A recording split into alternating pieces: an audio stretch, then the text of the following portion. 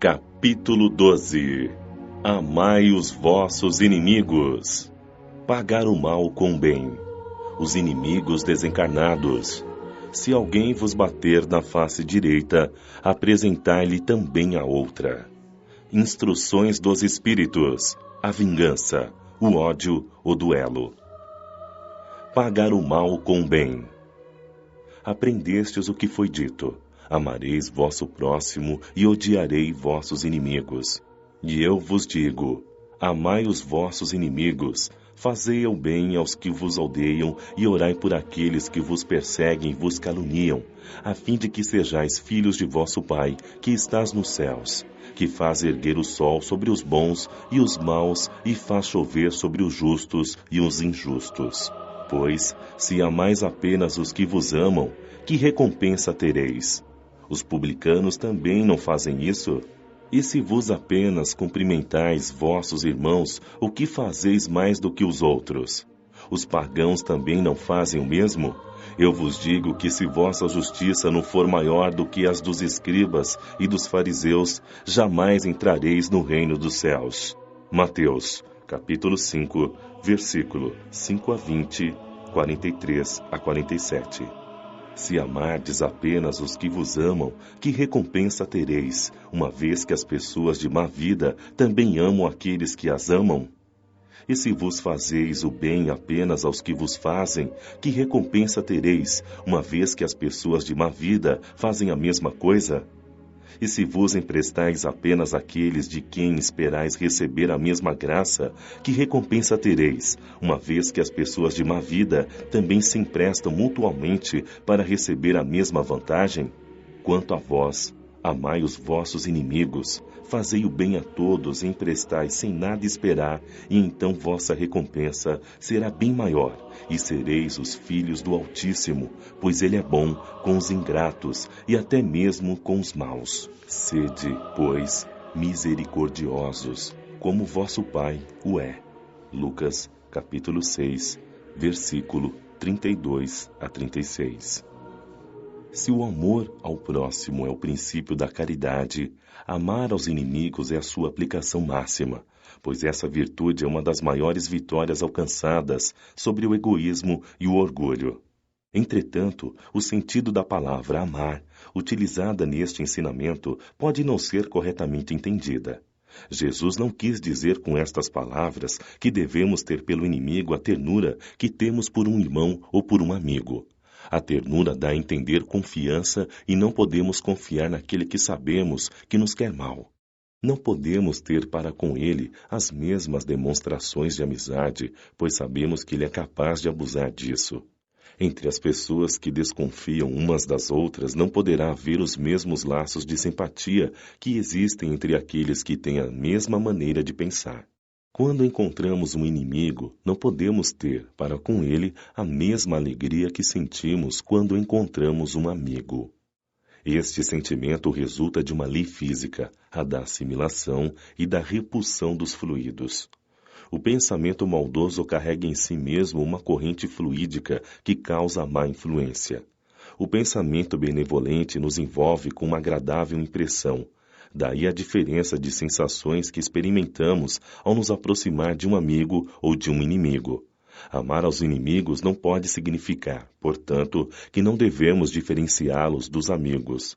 Este ensinamento só nos parece difícil, até mesmo impossível de ser praticado, porque acreditamos que ele manda dar a uns e a outros o mesmo lugar no coração, quando não é isso.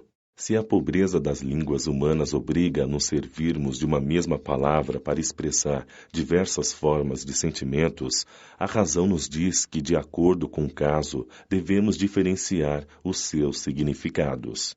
Amar aos inimigos não é ter para com ele uma afeição forçada, que não é natural, já que o contato com o inimigo faz bater o coração de uma maneira totalmente diferente.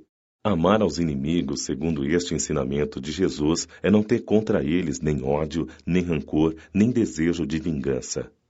É perdoar-lhes sem pensamento oculto e sem impor condições o mal que nos fazem. E não colocar nenhum obstáculo à reconciliação. É desejar-lhes o bem no lugar do mal. É alegrar-se pelo bem que lhes aconteça, ao invés de se entristecer. É socorrê-los em caso de necessidade. É não fazer nada que possa prejudicá-los em palavras ou em atos. É, enfim, pagar-lhes todo o mal com o bem, sem intenção de os humilhar. Quem fizer isto, estará seguindo o mandamento.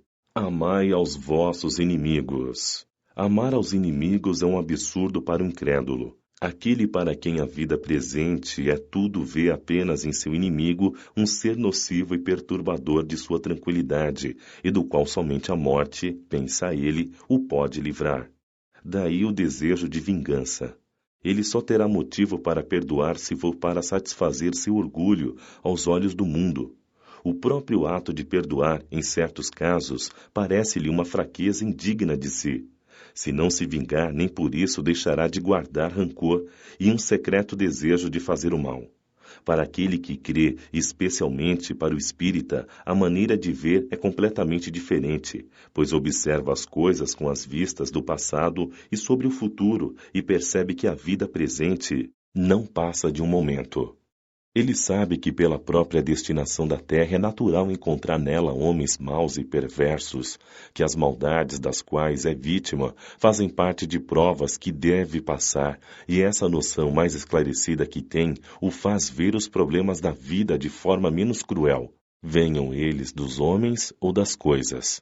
E se ele não reclama das provas, não deve reclamar contra aqueles que delas são os instrumentos. Se ao invés de se lamentar, agradecer a Deus por pô-lo à prova, deve agradecer a mão que lhe fornece a ocasião de mostrar sua paciência e sua resignação. Este pensamento leva a perdoar naturalmente e o faz sentir que, quanto mais generoso for, mais se engrandece aos seus próprios olhos e fica fora do alcance do ódio do seu inimigo. O homem que ocupa no mundo uma posição de destaque não se ofende com insultos dos seus inferiores. Assim ocorre com aquele que se eleva, no mundo moral, acima da humanidade material. Ele compreende que o ódio e o rancor o fariam sentir-se desprezível e o rebaixariam. Portanto, para ser superior a seu adversário, é preciso que tenha alma maior, mais nobre e mais generosa.